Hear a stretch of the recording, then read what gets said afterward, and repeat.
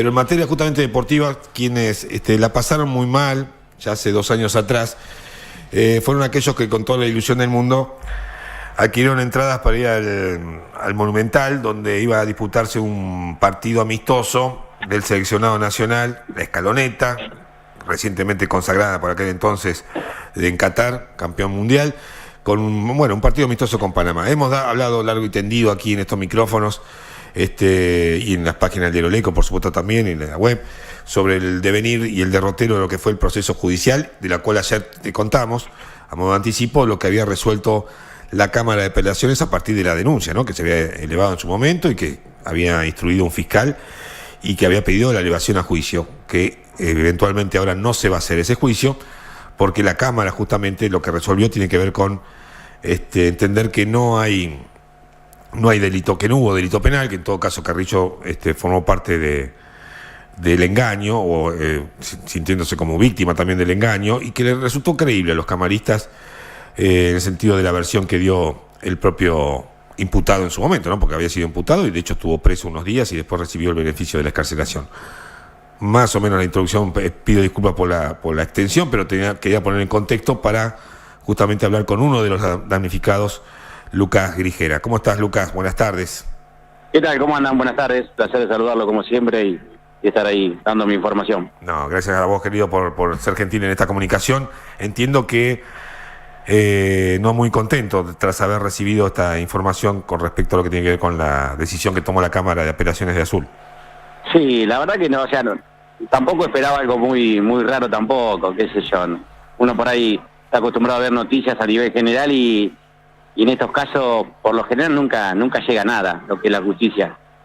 A veces deja mucho que desear, pero bueno, nada, por ahí uno esperaba, aunque sea un reconocimiento, no digo de lo económico, pero bueno, un resarcimiento para nosotros, por lo menos, no sé cómo se maneja la justicia en ese caso, pero alguna multa, yo personalmente no pedía, no quería verlo en la cárcel o nada raro de eso, pero bueno, por lo menos que no quede como la víctima también él, que vi varios portales como decían. Uh-huh.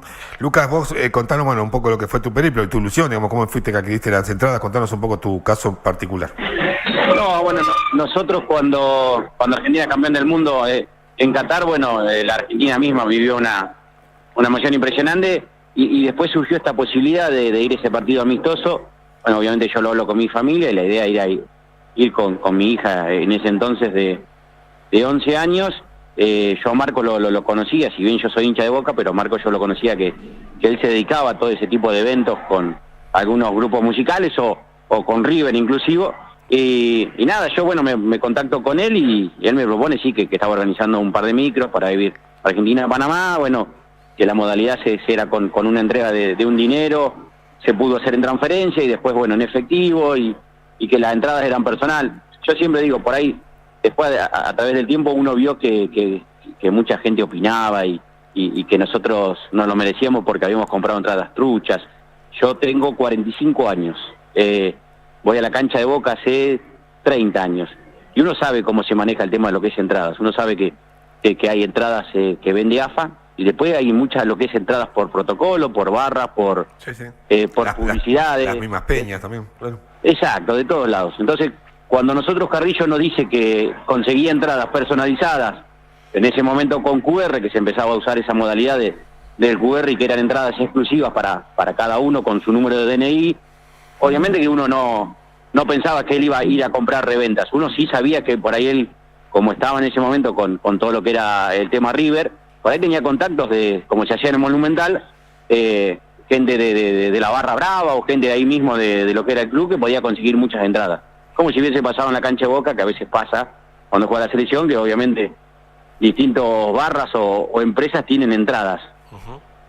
En este caso fue así, en nuestro caso le pagamos la mitad de entradas, yo compré 2, una para mí y una para mi nena, se pudo transferir y lo que muchos por ahí piensan que él, la verdad que también lo estafaron y eso, Marcos el último día él pidió la otra parte de lo que es las entradas en efectivo, solamente en efectivo.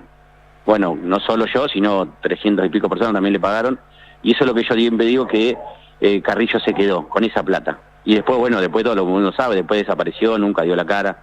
A los 2 días vendió el auto para que la justicia no se lo puede embargar y desapareció, y bueno, y al día de hoy que yo no me lo crucé nunca más. Uh-huh.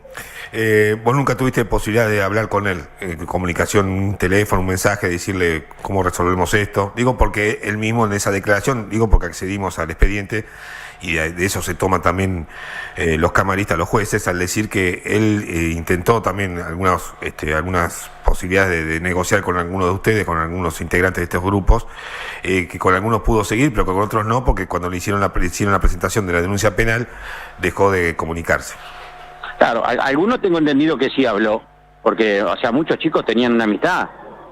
Yo creo que, no sé si seguirán con esa amistad hoy en día, pero bueno, yo conozco mucha gente que sí que eran amigos, que iban 3 veces por mes a ver a River, al Monumental con él. Uh-huh. Pero a nosotros lo que más nos dolió, siempre digo, porque él después se excusa y yo leí un par de notas de distintos medios que lo iban a matar, o sea, él en el momento que él tendría que haber aparecido, que fue cuando nosotros éramos casi 200 personas, con nenes, chiquitos, gente celíaca, gente con hambre, porque nosotros quedamos tirados, llegamos al Monumental alrededor de las 4:30 de la tarde y recién nos pudimos tomar los micros para volver. El 80, el 90% de todos los que habíamos ido, que eran 3 micros, sin haber entrado a la cancha porque eran entradas truchas, nos volvimos recién a las 11 de la noche de Buenos Aires. Nosotros estuvimos parados en Buenos Aires, alrededor de 4 horas. Uh-huh, uh-huh.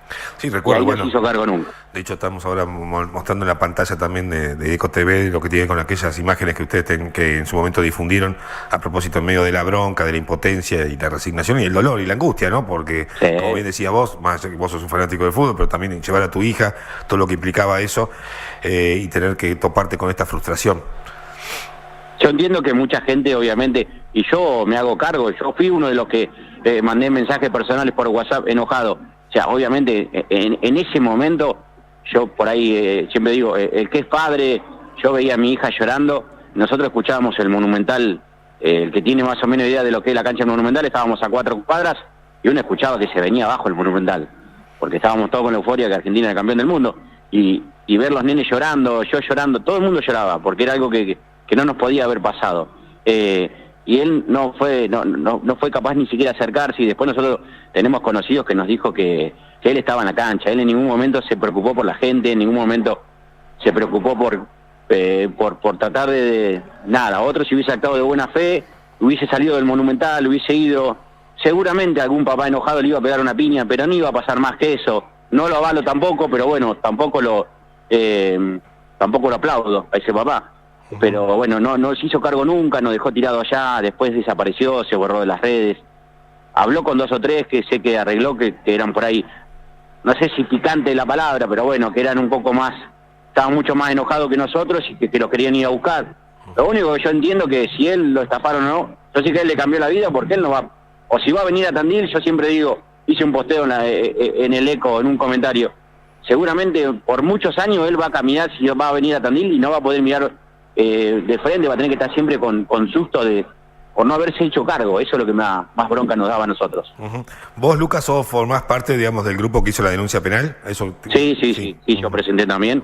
Yo fui a la DDI ahí ubicado en Machado antes de llegar a la avenida Colón. Sí. O sea, con las entradas falsas que él nos había entregado, nombre y apellido, el número de documento que decía, el QR, simplemente para que, bueno, porque todo lo que se habló, todo lo que hicimos en ese momento de la movilización de escracharlo, por lo menos que quede, que conste en algo y que quedara sentado en algún lugar. Uh-huh. Después si llegaba a esto que salió que no es sentenciado, que no tiene culpa, bueno, nosotros, o yo por mi parte por lo menos, intenté hacer lo que se podía del lado de la justicia. Después ya ahora, honestamente no me interesa ni el dinero que me salió en ese momento, lo único que me interesó fue que mi hija no pudo ver a Messi, no pudimos ver ese momento, y ya no se va a poder repetir porque si algo que no podemos recuperar nunca es el tiempo, así que de mi parte ya está, que haga su vida, que seguramente no va a ser la misma de antes. Uh-huh.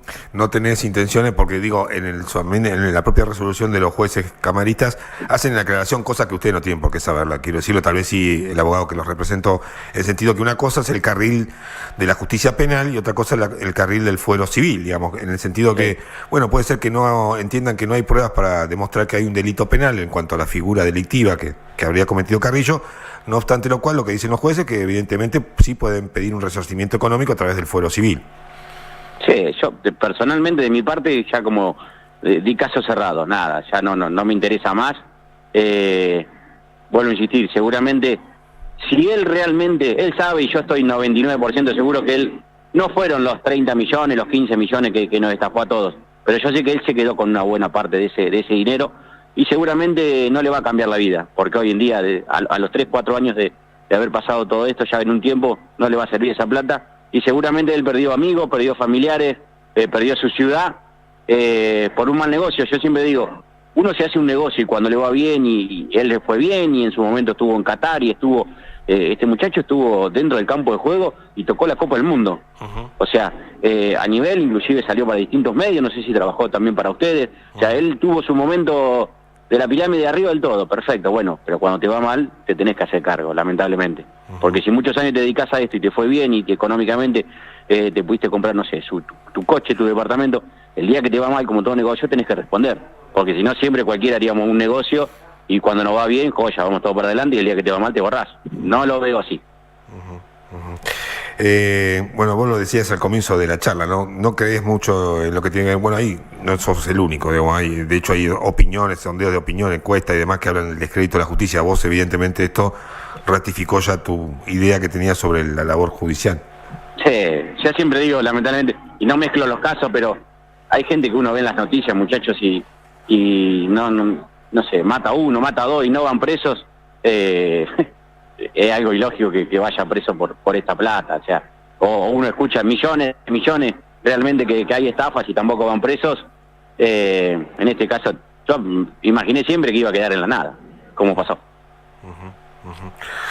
Bueno, Lucas, queríamos tener un poco tu testimonio. Entiendo que ha sido, bueno, ha pasado el tiempo, pero no deja de también tener cierta impotencia y bronca, porque, bueno, en el caso de ustedes, y lo que nos toca a nosotros con el rol periodista, tenemos que informar y seguir el devenir de la causa, ver cómo continuaba, porque entendemos que si en algún momento fue escandaloso y mereció la tapa del diario, digamos, y en cuanto a las situaciones y las imputaciones y la difícil situación que habían atravesado ustedes, siempre nos interesa periodísticamente seguir los casos y que tengan su correlato y su desenlace. Y en este caso, un desenlace que evidentemente a ustedes no les cierran, ni mucho menos, y les genera mucha angustia y bronca, entiendo yo, impotencia, porque no era lo que esperaban.